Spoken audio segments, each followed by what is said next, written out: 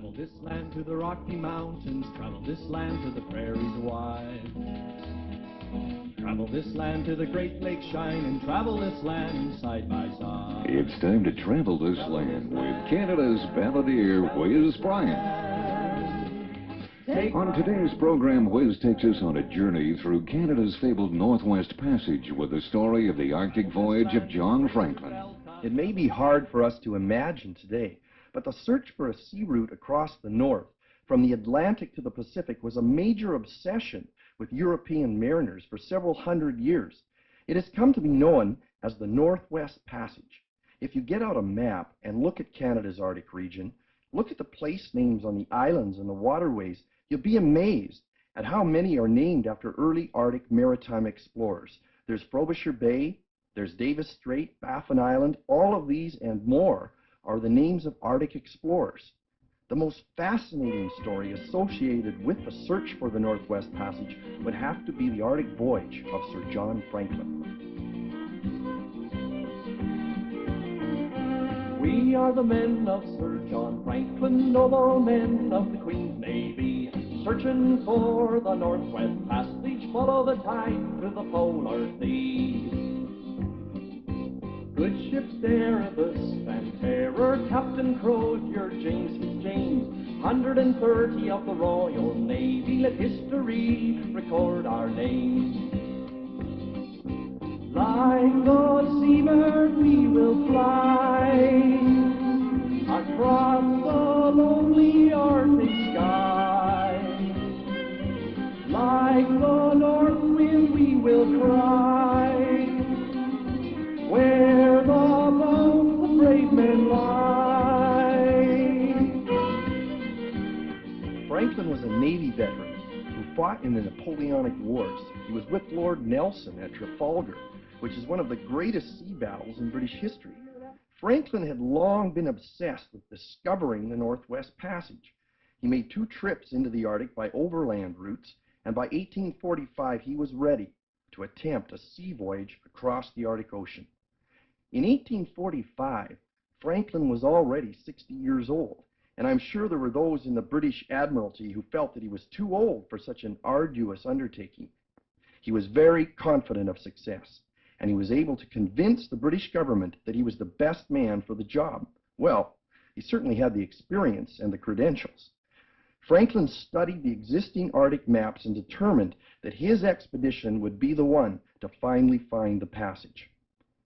He had 2 superbly equipped ships called the Erebus and the Terror. For 1845, these ships were state-of-the-art. They were equipped with steel on their bows and small steam engines to assist them in cutting through the ice packs, as well as their sails in open water and wind. His crews were hand-picked veterans, the best of the Royal Navy. They took with them enough food and supplies to last for 3 years. This is the length of time they determined would be required to complete their historic voyage. They had a lot of canned food, which may have been responsible for some lead poisoning later on.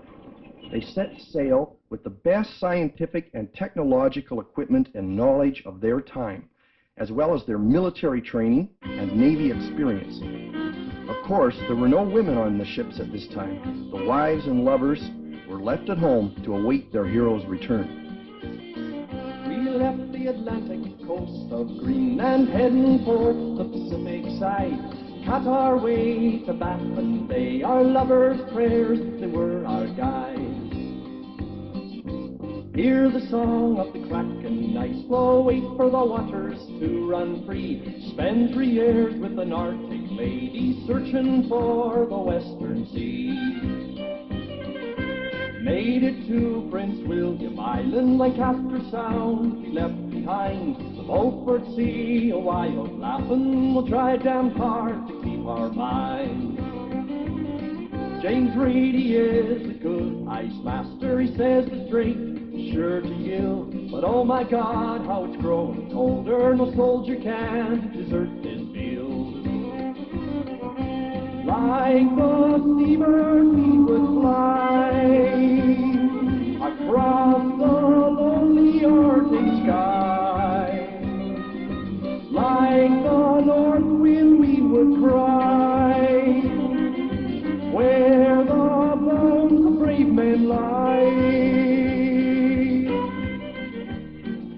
I think of Franklin and his men as sort of early astronauts. They took the best of what was available at the time and they sailed off into an unknown frozen world. There would be no communication with the outside world for 3 years. It seems that the first year of the voyage went extremely well. Franklin successfully navigated Davis Strait and sailed up Lancaster Sound to Beechey Island. They spent the winter locked into the ice, and it's here that the first 2 seamen died. They were buried in the cairn of stones, and as recently as the late 1980s were exhumed by some Canadian scientists. The bodies were in a remarkable state of preservation. The northern Arctic climate has a way of preserving things, almost as if they were in a time capsule. This study has provided us with a unique opportunity to examine more closely the life and times of Franklin's voyage, and possibly provide more evidence into their ultimate tragic end. When the ice packs broke up in the spring, Franklin sailed on. As he reached King William Island in the western Arctic, he had a decision to make: either sail south down a passage that the current maps suggested was a dead end, or over the top of King William Island. Franklin chose the northern route, and unfortunately, this was the fatal error that sealed their fate. The Erebus and Terror were soon held fast in the ice packs north of the island, but Franklin was not discouraged. They were prepared to spend their second winter there, expecting that the ice would break up in the spring. Through the long, dark winter, the men engaged in scientific research, amateur theatricals, and generally maintained their discipline and morale. Lieutenant Gore took out an overland expedition to explore King William's Land, as they called it, being uncertain whether it was a peninsula or an island. In later years, a small stone cairn was discovered with a note inside left by Gore. It was dated May 28, 1847, and stated that all was well with Franklin's expedition. In fact, Franklin was very close to reaching his goal. On the other side of King William's Island lay the Beaufort Sea and clear passage to the Pacific. But all was not well. The ice packs north of the island did not melt with the summer warmth, and the Erebus and Terror remained trapped in the ice. As the men prepared to endure a third winter trapped in the ice, Franklin and 5 others died. The situation was now desperate, and the men had lost their leader. As the winter wore on, the conditions on board the ships rapidly began to deteriorate. The food stores were badly depleted, and the bone-chilling cold had begun to wear down the men's remaining reserves. Their ships had become a death trap. White flares in the sky, dancing over land to Backfish Bay. Buried 5 and we buried Franklin, the cairn of stones you'll find one day. We are the men of Sir John Franklin, noble men of the Queen's Navy, searching for the Northwest Passage, follow the tide to the polar sea. Like the steamer we did fly across the lonely Arctic sky. Like the north wind we did cry, where the loves of brave men lie. The officers made a decision. They would leave the Erebus and Terror and travel overland across the island in the hopes of reaching the mainland and then south to safety. Unfortunately, the expedition seemed totally unaware of how to survive outside their ships.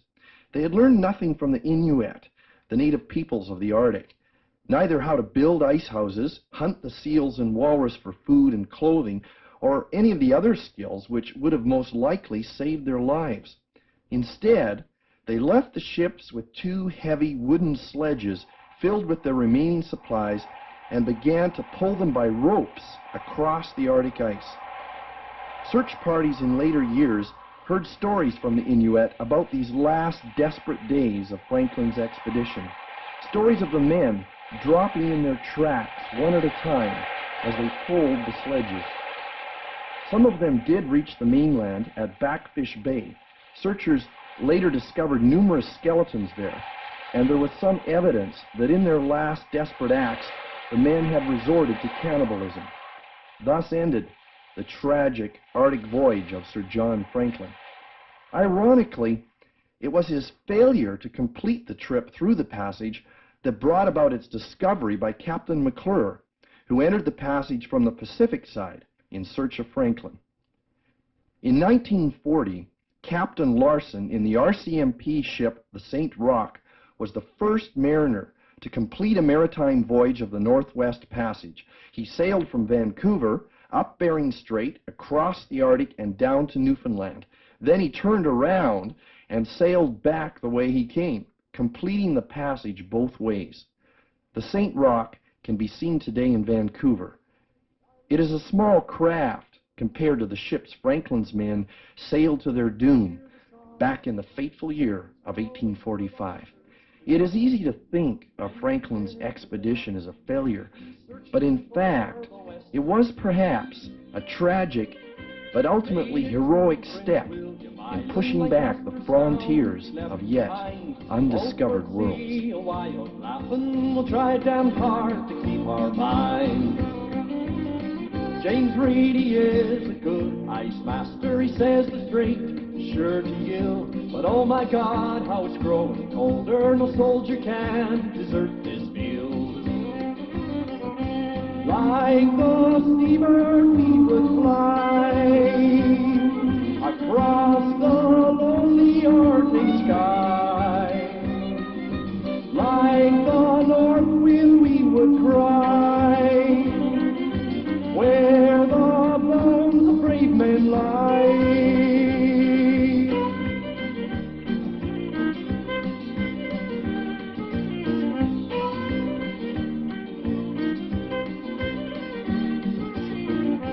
White flares in the sky, dancing over land to Backfish Bay. Buried 5 and we buried Franklin, the careless stones you'll find one day. We are the men of Sir John Franklin, noble men of the Queen's Navy, searching for the Northwest Passage, follow the tide to the polar sea. Like the seabird we did fly across the lonely Arctic sky. Like the north wind we did cry, where the bones of brave men lie.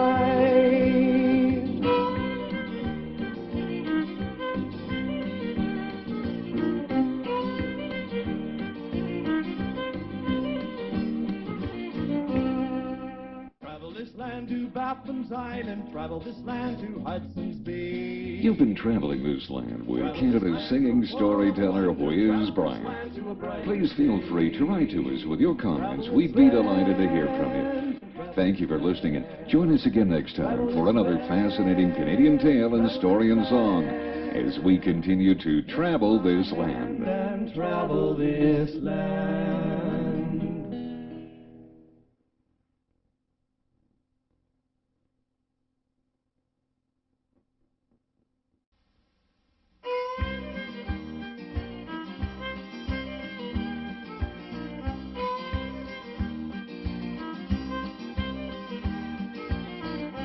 We are the men of Sir John Franklin, noble men of the Queen's Navy, searching for the Northwest Passage, follow the tide to the polar sea.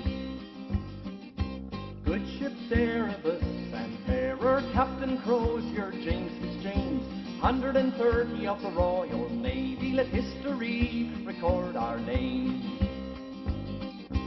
Like the seabird we will fly across the lonely Arctic sky.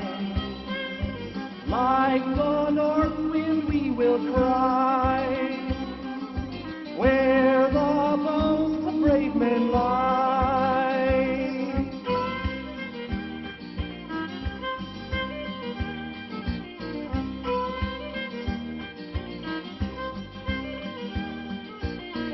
We left the Atlantic coast of Greenland, heading for the Pacific side, cut our way to Baffin Bay. Our lovers' prayers, they were our guide. Hear the song of the Kraken, ice flow, wait for the waters to run free. Spend 3 years with an Arctic lady, searching for the Western Sea. Made it to Prince William Island, Lancaster Sound, we left behind the Beaufort Sea. A while laughing, we'll try damn hard to keep our mind. James Reedy is a good ice master, he says the strait is sure to yield. But oh my God, how it's growing colder, no soldier can desert this field. Like the seabird we would fly across the lonely Arctic sky. Like the north wind we would cry, where the bones of brave men lie.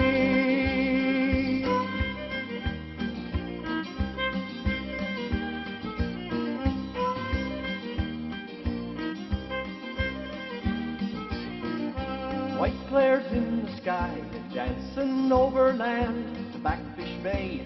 Buried 5 and we buried Franklin, the careless stones you'll find one day.